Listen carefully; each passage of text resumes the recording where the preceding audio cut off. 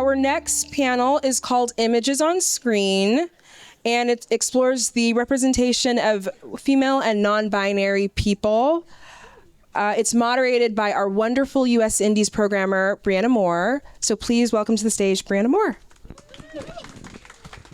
Thank you. And please help me welcome Sephora Woldu, a filmmaker. Osnat Shurer, a producer. And Kathleen Chalfant, an actress.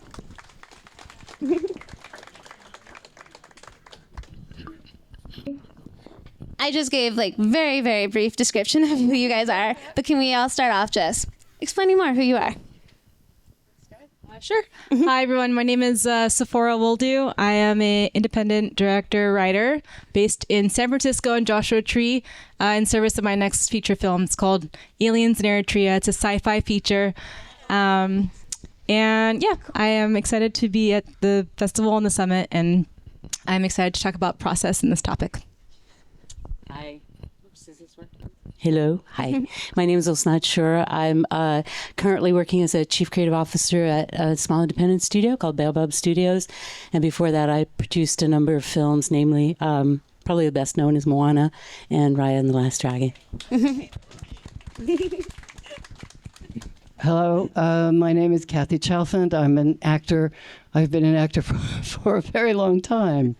I have the great fortune to be in Sarah Friedland's movie Familiar Touch, so that's why I'm here. I've acted for 50 years in every possible medium, except motion capture. I haven't done it. You'll have to fix that.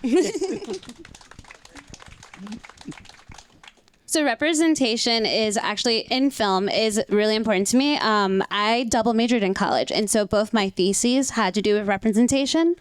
And I feel like when you talk about representation in film, there's so many different avenues you can go. So I thought we could all just start off by saying, how do you interpret representation in film? And do you want to start off, Kathy? I don't know what to say. What am I saying?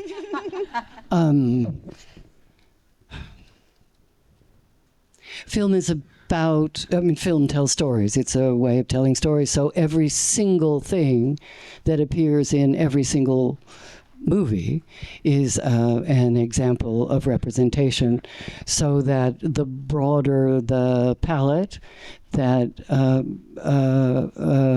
develops, the broader the notion of representation is. And in my life, I'll be 80 in January. Wow. And in the time that I've been doing this, the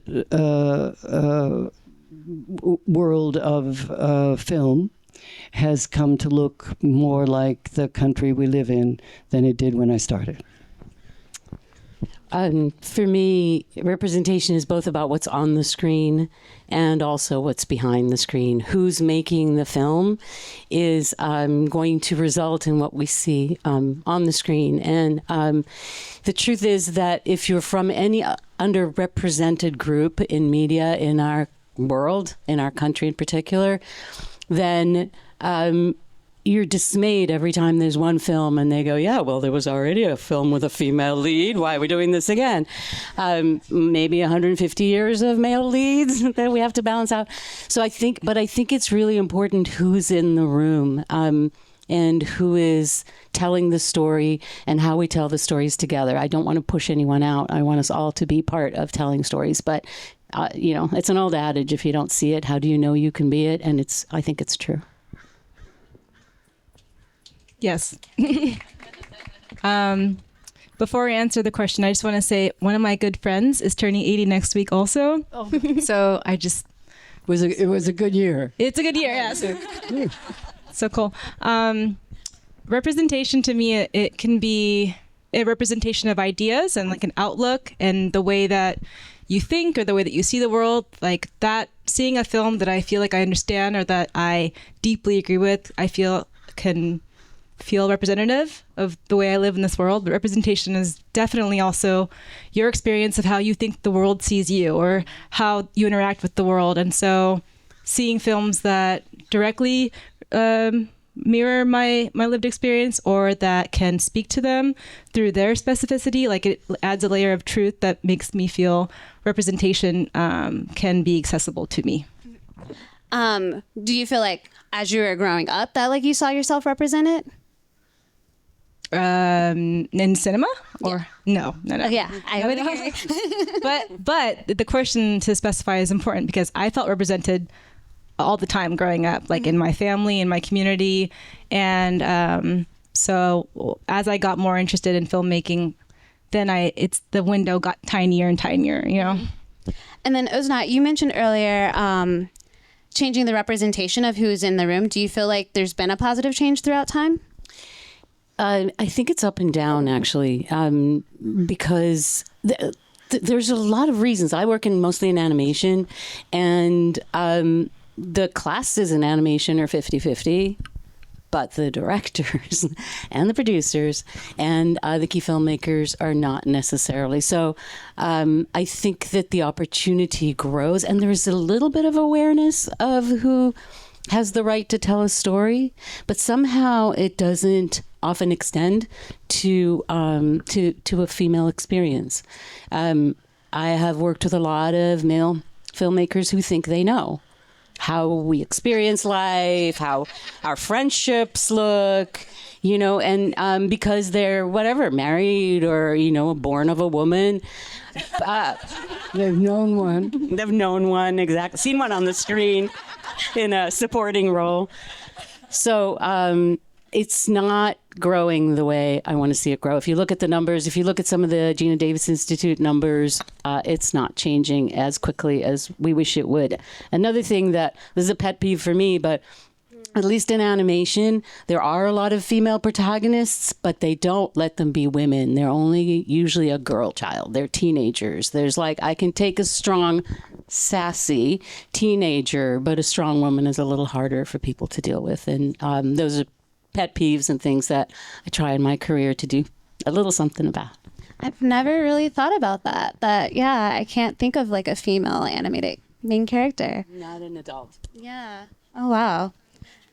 I'm sorry, what were you going to say? Someone said The Incredibles. I heard that. Yeah, but she was only the main character in the sequel after the original succeeded. Just saying, but she is a fabulous character. So Osnat just spoke about how she feels that she's played a part in helping representation. Do you two feel that you've done something? Yeah, being here. I think that's a trick question because a lot of times, especially with representation and being underrepresented in whatever you do, people who are in part of your projects or people who they think they're doing a service, like I am an advocate for, I represent, or I did this to others. I hope that people feel represented by what I do, but the only way I can possibly be successful is if I just keep doing it and also take care of myself and make sure that my heart's still in it and that I celebrate the process and define it in the natural way that my progression was. Like, for example, my feature film, Aliens in Eritrea, this is our 10th year of the project being created, right?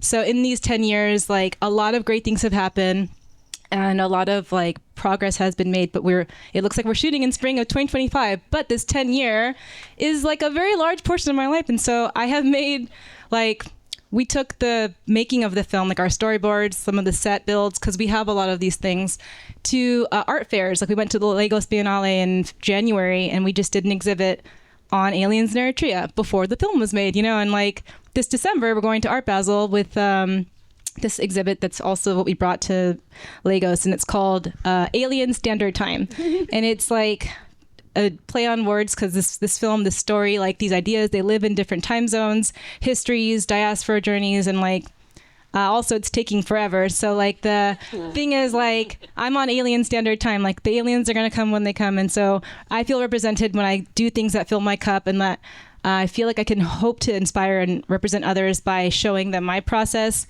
in its full form and not expect to understand how it's going to turn out.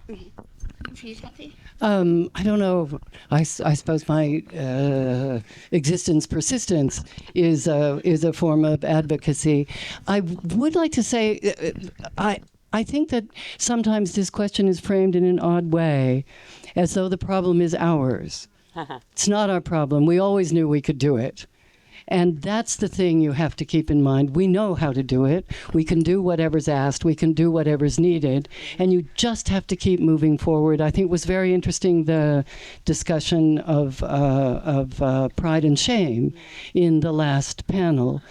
It isn't shame. We've been trained to be self-deprecating, not a useful thing to do when you're telling a story or making something. But it seems to me that the thing we have to remember is we can do it. On that note, I know our focus is women and non-binary individuals in film, but when I think of representation, as a Black woman, race is also something that I think a lot about. Speaking of like having opportunities, Osnat, can you speak about the 2 trusts that you did for Moana and Raya the Last Dragon? Yes, sure.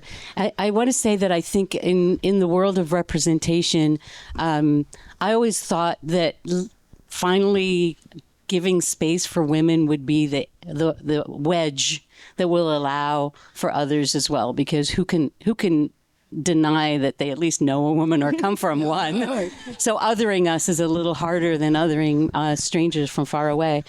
On Moana, it was kind of a natural, organic process. We met with some incredible people in the islands who became what we ended up calling our cultural brain trust. And there were everything from master tattoo artists from the family many generations ago in Samoa that invented tattooing, through archaeologists and music specialists and orators. And first of all, they were just amazing people, and it's my honor that they've remained friends to this day. But I think one of the most important things that I heard from them is that they were kept involved throughout the process. That people come to Tahiti, oh, it's so beautiful, we love you, we're going to come back, we're going to represent you, and they never see them again. We went back, we had Disney budgets. I do want to admit that, because a lot of people work with very, very small budgets that are here, and that's what I used to do too. But we were able to go back to the islands. We did table reads, we got notes, not a single item that was designed for the film. And those of you who know animation know that we design every single little detail. Went through without going through our anthropologist from Samoa. And then we got to also do work after the film to help translate it into some of the local languages. So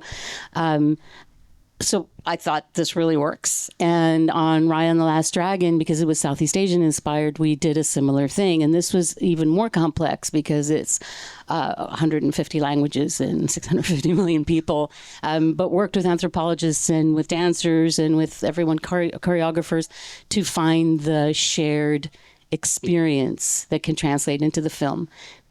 But that's never enough. On Raya and the Last Dragon, both our writers, one grew up in Malaysia, Adele, who wrote Crazy Rich Asians and is one of my favorite writers and directors, and Kuyu's Vietnamese, and our head of story grew up in Thailand. So I think it's about making sure that people, especially in communities that might not have people ready to direct a Disney feature with all, 450 crew that we had and all the complexities of it, that they are part of the conversation in a very meaningful way, part of the creative conversation.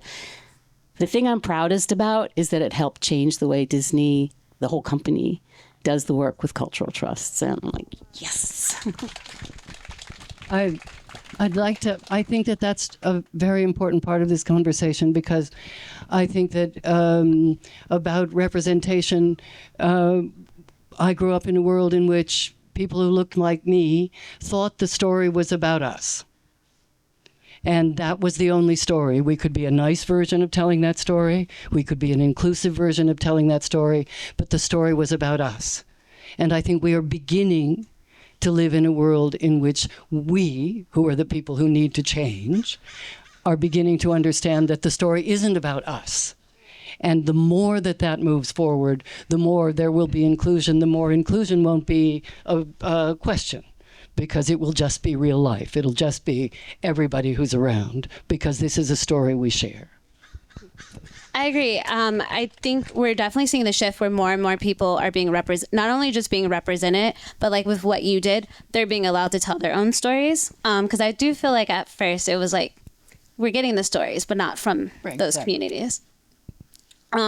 Speaking of stories from communities, in Familiar Touch, so you play an older woman, which we don't really get to see as much. Do you want to just speak on that experience? Well, I am an older woman. It's an interesting question. What I am is clear from the get-go. So any job I get is a job that somehow is playing an older woman.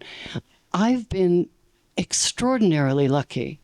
And I'm not representative in this. I've worked more in the last 40 years of my life than I did before. There was a kind of pause at 50 and 60 when you didn't know what to do, but then all of a sudden I began to work again. I've just gotten a television series, which I find a little bit difficult to believe. So I've been lucky. It's also true that European culture is aging, so that there are more and more stories, I think, of people who aren't 20. The tragedy is the notion that if you're not 20, you should still look 20, which is, I think, disastrous both spiritually and physically. Okay. I know I asked you already if you felt represented. And as you said, you felt represented in your actual life, just not so much in the media. Do you feel at all that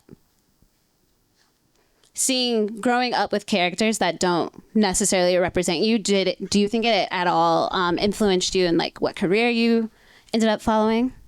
I would say that because I had such a strong, I think, cultural foundation, and like, I'm Eritrean American, I'm from the Bay Area. There's a lot of us, big population out here in many cities and towns, but I think I didn't notice the gap of representation because I watched a lot of animation growing up, and I felt like I saw things in cartoon version. So it was the ideas. It was like, I'm a duck, I'm a banana in pajamas, like, and they were good ideas. And I felt like there was Animaniacs. There was like just silliness, all over the place. There was highbrow, lowbrow. There was the kind your parents wouldn't let you watch, like Ren and Stimpy, but you'd watch it anyways.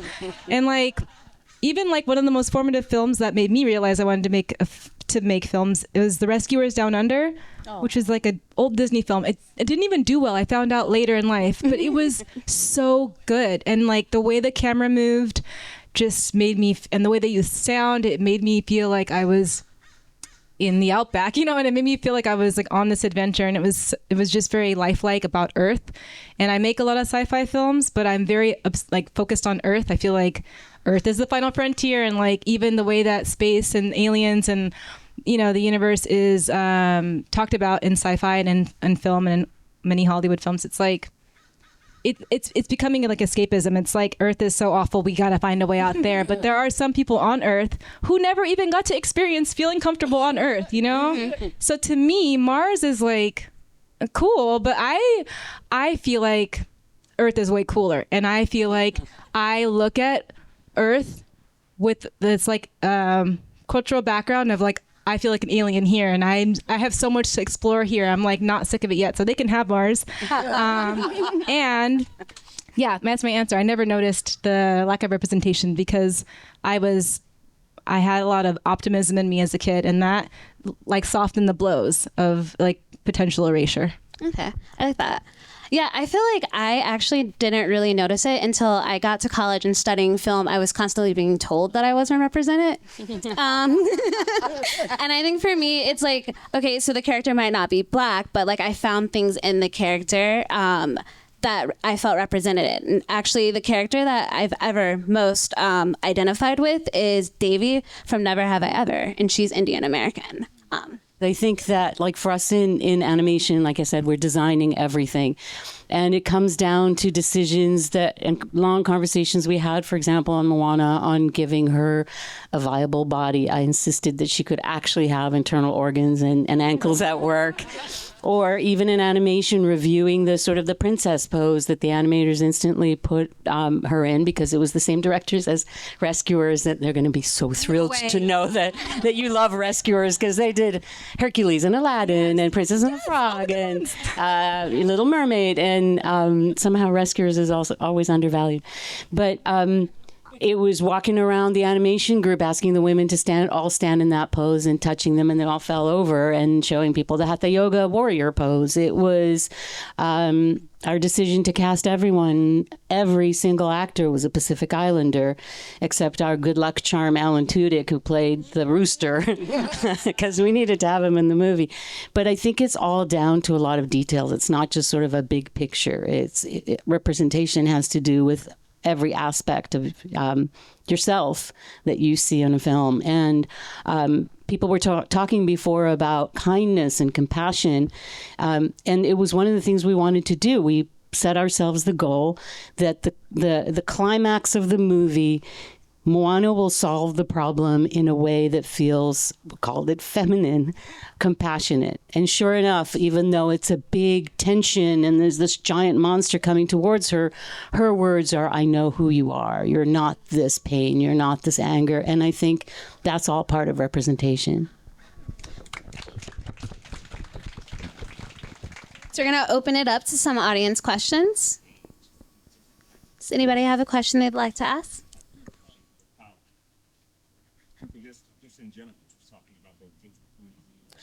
So the question is talking about the historically in animation, voice acting isn't necessarily done by the people from the community, and it has an effect on people. So he wants you to speak to like the shift in that happening and the change. I think for us, for myself and the directors, for the three main filmmakers, we set it as a goal for ourselves that every voice on the film is somebody with a lived experience of a Pacific Islander experience. A lot of them are from diaspora, because a lot of the countries, a lot of the islands are either not habitable or still colonized, believe it or not.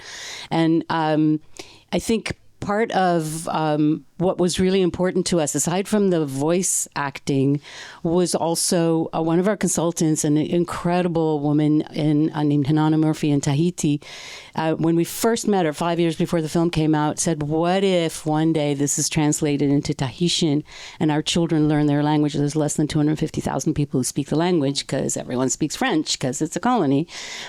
What if that happens? And I just took fire with that. We were on this thing together, and Disney funded it, and the movie was translated into Tahitian by the Tahitian community, and I got to go there for the premiere, and it was probably one of the most moving moments in my entire career, because we were doing this premiere in Papeete, and 10,000 people showed up, and we put up pop-up screens, and it was just an experience of love. My favorite moment in it was one of the elders coming up to me after the film, and she was crying, and it was translated for me from Tahitian, and she said, this movie is about me. Thank you for making a movie about me. And thinking I was I don't know. My immediate reaction was yes. I'd met her. Yes, Mama Faroua, you really remind me of Grandma Tala. She was like, oh no, that's my grandmother. I'm Moana. Amazing story. Any other questions? My question's for Sephora is mainstream narratives and how we can use it to like vision for better futures. So to sum up the question, it's about the power of sci-fi and how we can and how it subverts, and we can use it to. I'm sorry, the last part. Vision for better. Vision for a better future. Absolutely. This is the year in one of her books, 2024, July. Yep. So, yay for us, or ooh. Yeah, but 100%. So to me, sci-fi is the Trojan horse to talk about humans. Like, aliens are a reflection of humanity, and in my stories, they're refractions, like, of light, speed, sound, and humans. Like, it's just a mirror. So absolutely. And when you think about visioning for the futures, like, my biggest hypothesis for like my film Aliens in Eritrea is that aliens are like the way you tell on yourself. So they reflect your culture. They represent your deepest values and fears as a culture, what you most want and what you most fear. And so like a simple example is a lot of alien films, like what do they do when they come to Earth? You know, they like take over and they're violent. And like I can speak from the Western lens that I grew up in, like our greatest values being number one and our worst fears being number two. So like if an alien comes and they're smarter than us and they have more resources, our default reaction is to panic, right? And so Aliens in Eritrea is about what would aliens look like if they landed to Eritrean people, and like what do we deeply value? What do we worst fear? And they're not the same. And we have our own demons and like we have our own hopes and fears, but like I just feel like the reset is coming because the world is falling apart, but also because there's an oversaturation of like that alien narrative. Like what if they were not what we assume them to be, and why they communicate, how they communicate, who they choose to communicate to. Like I feel all those questions for the alien idea, but also just the othering of who you're talking to can be subverted through sci-fi, and I'm very excited for it. So stay tuned. Thank you. I just wanted to end. I guess we've basically been hinting at this throughout, but can you just speak ideally, how do you see Hollywood in like 10 years?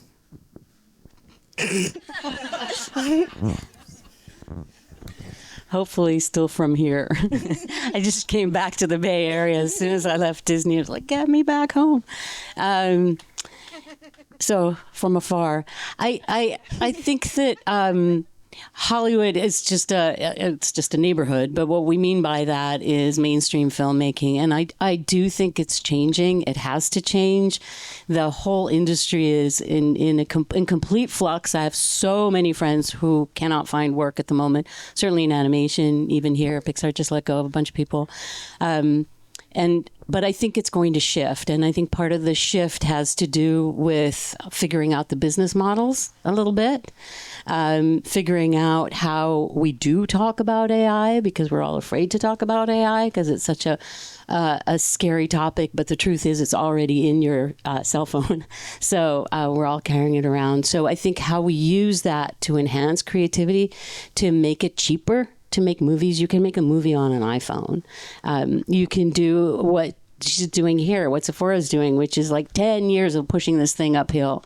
And finally it's coming, it's happening. So I do think it'll shift.